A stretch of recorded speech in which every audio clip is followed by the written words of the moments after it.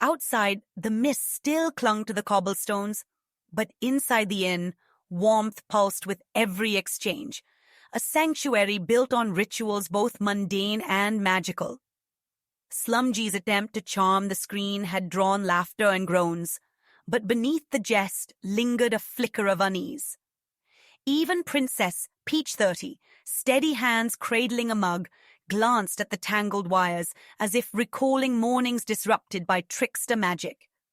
Nully, ever watchful, paused in her scribbling to peer down, sharp eyes narrowing, not out of malice, but with the anxious care of someone who knew that a single misstep could unravel the market's delicate order.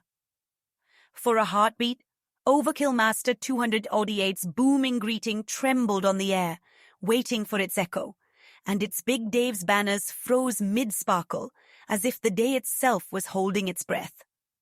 In that brief hush, camaraderie showed its true face, not just in laughter, but in the silent agreement that, whatever chaos the morning brought, no one here would face it alone. The market square, once humming with the familiar cadences of morning, now erupted into a cacophony as the inn screens went black.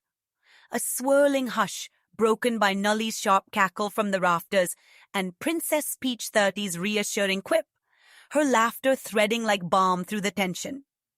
SlumG, cheeks burning, fumbled with frayed wires, the taste of unease sharp on his tongue.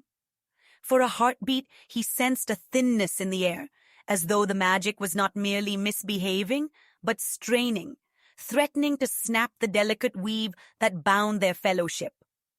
Overkill Master 088, voice a little too loud, launched into his yo-yo-yo, a rallying cry meant as much for himself as for those around him, while its Big Dave, fingers trembling, sent up a flurry of emotes that flickered in and out of existence, their glow oddly unstable. Even the ever-jovial Overkill Master 28 hesitated, his twin's bell chiming with an anxious edge before joining the call, their echo drawing the crowd's gaze back from the void. It was in these frenetic, unscripted moments, when laughter teetered on the brink of worry, when the bonds of ritual seemed fragile but unbroken, that the true heart of the market revealed itself. A community testing the borders of chaos, each jibe, cheer, and awkward smile a small act of faith that together they could weather whatever strange magic dawn had brought. Just as SlumG finally coaxed a reluctant spark from the tangled wires, a cold light pulsed across the inn's signboard. Slumbot's voice cut through the confusion, pronouncing, "SlumG is now in Mumbai, India." For a stunned instant, every sound in the market seemed to dissolve.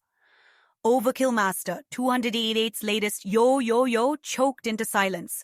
Its Big Dave's banners drooped mid-spin, and even Nully's quicksilver tongue stilled as ink dripped untended.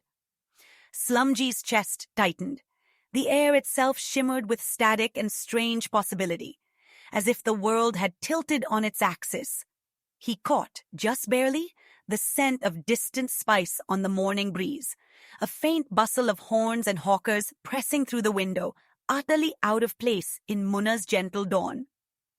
Time hung suspended, the threshold between two realities gaping wide. Would the magic holding their fellowship together snap or stretch to fit this new chaos? In that fragile pause, even the warm-hearted Princess Peach30 faltered, hands clasped tight around her flask, eyes searching SlumG's for reassurance none could yet offer, her yearning for the market's morning ritual as palpable as the hush that bound them all. For a long, fragile heartbeat, the fellowship stood caught between breaths, SlumG's bewildered gaze flickering from the pale comfort of his sunlit wall to the uncanny glow of the signboard. The faint clatter of distant Mumbai traffic pressed at the windows, a discordant undertone beneath the vanished murmur of the market, so alien against the gentle hush of Munna that even Princess Peach30's hands trembled, her flask held tight as if to anchor the memory of their shared morning. On her lips, a half-formed question quivered, the routine warmth of her greeting hollowed by sudden uncertainty. Nully's quill hovered midair, for once silent, her sharp eyes darting between faces, as if cataloguing their confusion for the ages. For the first time, the goblin scribe looked less amused than uneasy, knuckles white around her ledger. In that suspended space, with the whole company poised on the brink of something vast and unknown, the familiar bonds felt as tenuous as spell thread.